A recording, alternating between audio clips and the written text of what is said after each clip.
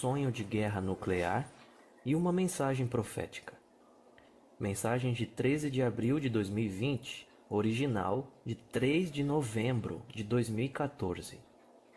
O sonho que tive da aniquilação nuclear de Miami e sua mensagem, e a promessa que veio com isso alguns dias depois.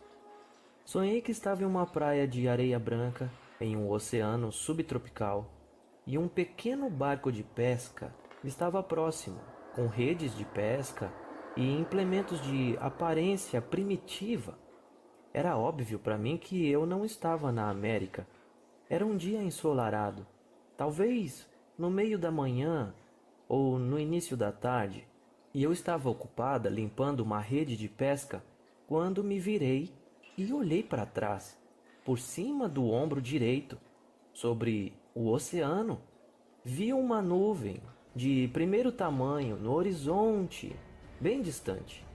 Ela começou a inchar rapidamente, ficando cada vez maior. E então percebi que uma cidade à distância, embora não pudesse vê-la, acabara de ser atingida por uma bomba atômica. Eu gritei: "Oh, meu Deus!" e acordei do sonho. Imediatamente soube que o sonho tinha sido do Espírito Santo.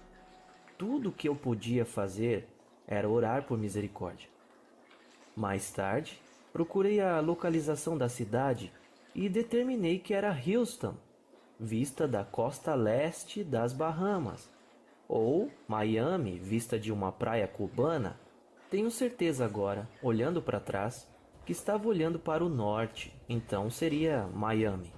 Senhor, eu quero saber mais sobre o que vai acontecer no mundo e o que posso fazer para ajudar. Você sabe que eu não queria investigar coisas que estão muito além de mim. Naquele momento, isso foi durante a minha oração, diante de mim havia uma linda praia de areia branca, cercada por águas vivas azul marinho. Havia algo estranho, no entanto. Ao longo da praia, até onde os olhos podem ver, grandes massas cinzentas foram erguidas ao longo da costa. Ao olhar mais de perto, percebi que eram corpos humanos. Foi tão horrível que não me atrevia a olhar mais de perto. Eu me virei para o Senhor e perguntei solenemente: "Onde estamos?" Ele respondeu: "Nassau, nas Bahamas. Haverá carnificina como nunca foi vista." Você se lembra da mensagem que recebeu muitos anos atrás? Não tema a morte, ó justos habitantes da terra. E eu me lembro disso, e vou compartilhar com vocês no final desta mensagem. Agora, estávamos suspensos acima da terra, entre as Bahamas e Miami. Jesus estava chorando, e eu fiquei em choque. Era uma massa enegrecida. E imediatamente pudemos ver de perto e não havia sobrevivente se mexendo. "Você está me ouvindo?" perguntou Jesus. A dormência envolveu todo o meu ser e eu simplesmente não conseguia entender o que estava vendo. Ele começou de novo: "Você ainda estará na terra quando isso acontecer. Mas muito rapidamente depois, levarei vocês dois em arrebatamento." Eu perguntei: "Quando isso acontecer, você nos levará, Senhor?" Ele respondeu: "Dentro de uma semana. 7 dias? No máximo. Não há razão para você estar aqui além desse ponto." Senhor, eu não sei o que dizer. Uma carnificina como essa nunca havia caído sobre a terra. Nunca foi possível a um homem infligir esse tipo de dano à minha criação. Se o fim não chegasse logo, eu interviria. Mas deve acontecer assim para o cumprimento das Escrituras. Como você está saindo tão rápido, finalmente entenderá. Não há necessidade de guardar nada. Nada com o que se preocupar, falta ou escassez. Acho que vale a pena notar aqui que houve muita confusão sobre quando o arrebatamento aconteceria. Antes da tribulação, depois da tribulação, no meio da tribulação. Penso que é digno de nota o que o Senhor disse sobre a vinda do Filho do Homem no versículo 29 de Mateus 24. Mateus 24, do 29 ao 31, diz assim: Mas imediatamente após a tribulação daqueles dias, o sol se escurecerá, e a lua não lhe dará luz, e as estrelas cairão do céu, e os poderes dos céus serão abalados. Aparecerá o sinal do Filho do Homem no céu, e todas as tribos da terra se lamentarão, e verão o Filho do Homem vindo nas nuvens do céu, com poder e grande glória. E ele enviará seus anjos com um toque de trombeta, e eles reunirão seus eleitos dos quatro ventos, de um extremo ao outro do céu. O ponto que eu gostaria de destacar aqui, e essa série de eventos que se encaixa neste esboço específico que o Senhor deu, é que se você visse a Terra de cima e houvesse uma troca de mísseis nucleares entre o Oriente Médio, Leste, Estados Unidos e Europa, seria um caos sem precedentes. E é claro, de toda a liberação de poluentes dessas bombas, o Sol escureceria, a Lua não daria luz. Tudo isso se encaixa nesse perfil, e que o Senhor enviará seus anjos para as quatro direções, a fim de reunir os seus eleitos. Isso faz sentido. E o toque da trombeta, isso faz sentido, que seria o arrebatamento. Portanto, faz sentido que essa guerra atômica comece antes do arrebatamento. Isso não quer dizer que isso é a tribulação, isso é algo diferente. É uma guerra, uma troca nuclear que causará estragos no planeta e talvez jogará as coisas fora do curso no céu e certamente obscurecerá o Sol e a Lua. Levo muito a sério essa profecia, essa palavra do Senhor, e isso me explica muito como tudo isso poderia acontecer e ainda ser um arrebatamento pré-tribulacional. E como uma parte aqui, isso é muito interessante para mim.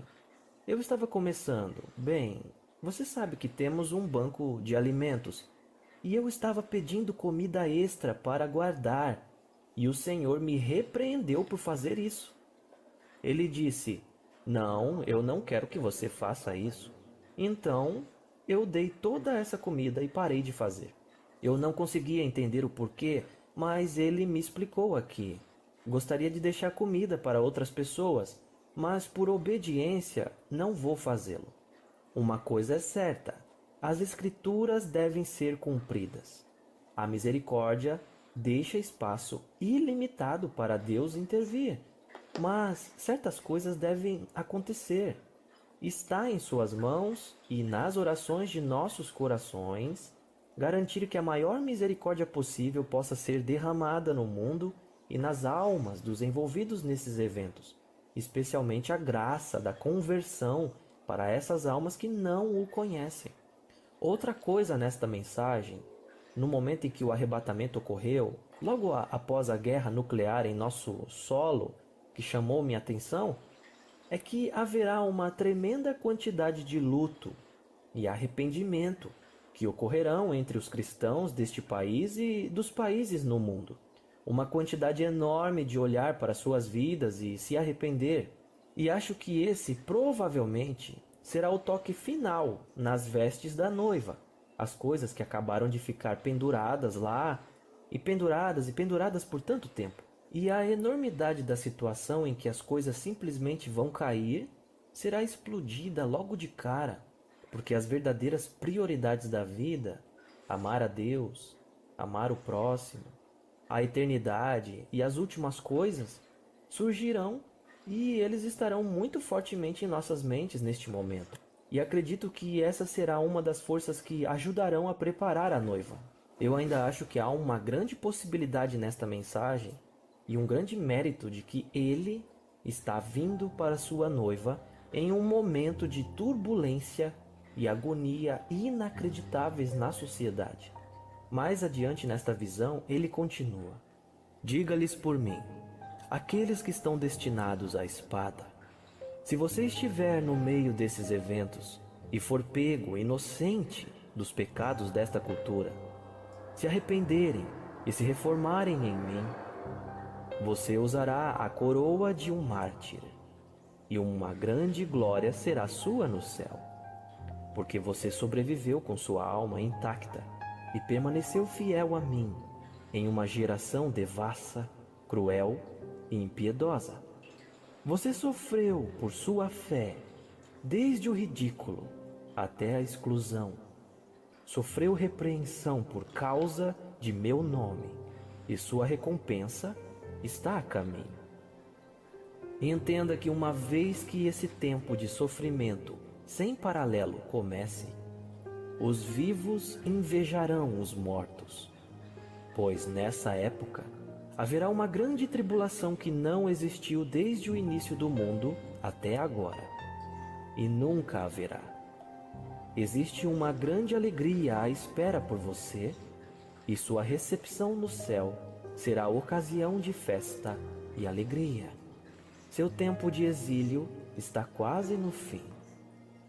Então, há vários anos, entrando na mensagem que ele me deu, vários anos atrás, eu estava em uma viagem missionária na América do Sul, quando vi a abóboda do céu azul profundo, como se eu estivesse em um ônibus espacial. A Terra estava claramente diante de mim e havia mísseis sendo lançados de um continente para o outro. Eles pareciam se originar no Oriente Médio e desembarcar na América. Quando atingiam o seu destino, nuvens cinzentas e esfumaçadas pairavam sobre a área e espontaneamente algo como fogos de artifício do 4 de julho subiam em disparo para o céu até o trono de Deus. Os fogos de artifício que acendiam até o trono de Deus eram as almas dos justos. Eu ouvi o seguinte: não tema a morte, ó justos habitantes da terra. Então o Senhor começou a falar: veja, eu trarei devastação nesta terra, não por meu desígnio, mas por você mesmo, ó homens perversos entre a humanidade. Vocês que perverteram a verdade e roubaram os pobres, vocês também lamentarão e prantearão, pelo que vocês têm projetado para destruir os outros, será a sua própria ruína. Verdadeiramente está escrito de você: aqueles que cavaram a cova serão os que cairão nela, e os que armarem a armadilha serão apanhados nela. Provérbios 26, 27. Ai, ai de vocês, ímpios entre a humanidade, pois a hora da tua grande ruína está sobre vocês. Mas os meus justos resplandecerão como as estrelas no firmamento. Não temam a hora da sua morte, pois naquele dia vocês estarão comigo no paraíso e herdando sua eterna recompensa, pois a vocês eu dei uma coroa de vitória. Para aqueles que participaram do planejamento da morte dos pobres e desamparados do mundo, enquanto tomavam providências para se salvar, está escrito, Isaías 28, do 15 ao 18. Porque você diz: fizemos um pacto com a morte e com o mundo inferior. Fizemos um pacto. Quando o flagelo avassalador passar, ele não chegará até nós. Refúgio, e na falsidade encontramos um esconderijo. Portanto, assim diz o Senhor Deus: eis que ponho uma pedra em Sião, pedra que foi testada, pedra preciosa de esquina, como fundamento seguro. Quem deposita sua fé nela não será abalado. Fará uma linha de medição correta da justiça, um nível. A saraiva varrerá o refúgio das mentiras. As águas inundarão o esconderijo. Sua aliança com a morte será cancelada e seu pacto com o mundo subterrâneo não permanecerá. Flagrante passagem do flagelo, você será pisoteado por ela. E esse foi o fim de sua mensagem. Portanto, é um incentivo para os crentes e um aviso para aqueles que planejaram todas essas coisas.